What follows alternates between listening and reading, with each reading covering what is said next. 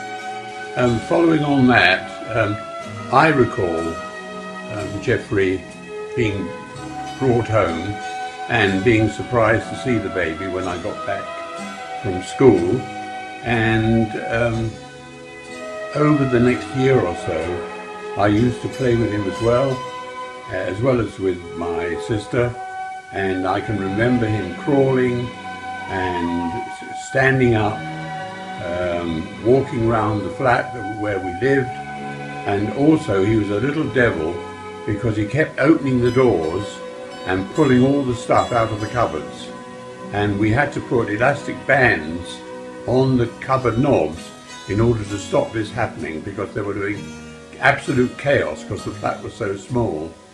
And I also recall taking both him and not his sister to the park, our local park, at the weekends to see the flowers and the birds and play with him. But it was very difficult for me because, as I say, my mind was preoccupied with studies, both at school and then subsequently to university. And he was a gorgeous little baby. There's a picture of him which I took in the park with his lovely curly hair, curly black hair, and his red ribbon. But I don't remember the ceremony when his hair was cut, because I must have been at college then. Yes, I can't remember. But I remember how gentle he was. I was a terrible tomboy. We used to play with neighbourhood kids who were quite a rough bunch, and I was constantly having to protect him because he was so shy, he was so timid, he was so gentle. I remember one episode when he had to carry in a milk bottle for my mother, who'd asked him to give in for her, and he saw an ant crawling on the ground, and he was so scared that he dropped the milk bottle, smashed, and my mother came out and just stood there with her hands like that. What did you do? Hi Uncle Geoffrey, it's Julian, David and Jessica in London, and tonight we're here to wish you a very happy birthday. A little funny story for you. I don't know if you remember a Shabbat lunch that you spent with us in Finchley many years ago, and out of the cupboard came Grandma Norma, your sister Norma's 1970s hairpiece, and we all tried it on and we all felt we looked very funny until you tried it on, and we just couldn't stop laughing because in fact we all agreed you looked like Jesus. And we were laughing so much, you were laughing so much, uncontrollably, we had tears in our eyes, and I thought on this special occasion we'd remember a time when we all had a real laugh together. And I hope your 70th birthday and year ahead are full of joy, laughter, and even more laughter. So from all of us here in London, happy birthday! Happy birthday! Hope you're having a great time and enjoying yourself. Gilly asked us to send a funny story, but we couldn't find a funny story, so we brought you a picture. And what we wanted to know was, where did you get those shorts? Anyway, hope you're having a great time. Happy birthday. Hi Geoffrey, we're just here to wish you a fabulous birthday. We're up in our loft and unfortunately Jackie couldn't make it, but she sends her love. I'm going to hand you over to Ellie now, who would like to say something. Hi Uncle Geoffrey, I would really like to wish you happy 70th birthday, and we're really looking forward to seeing you sometime, and I just really want to wish you happy birthday. Thank you, Ellie. And you, Asha, would you like to say something? We're really looking forward to celebrate your birthday, and yeah. And that's it. So we've composed you a song which we're going to play you. A remix of Happy Birthday in English and Hebrew. Absolutely. Happy birthday to you. Happy birthday to you.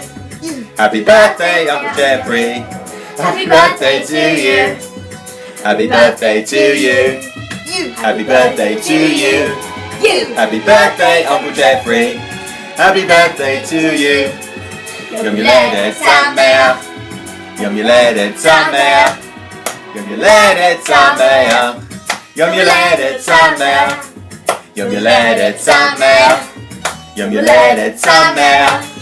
Yom Yoleder Sameach. Yom Yoleder Sameach.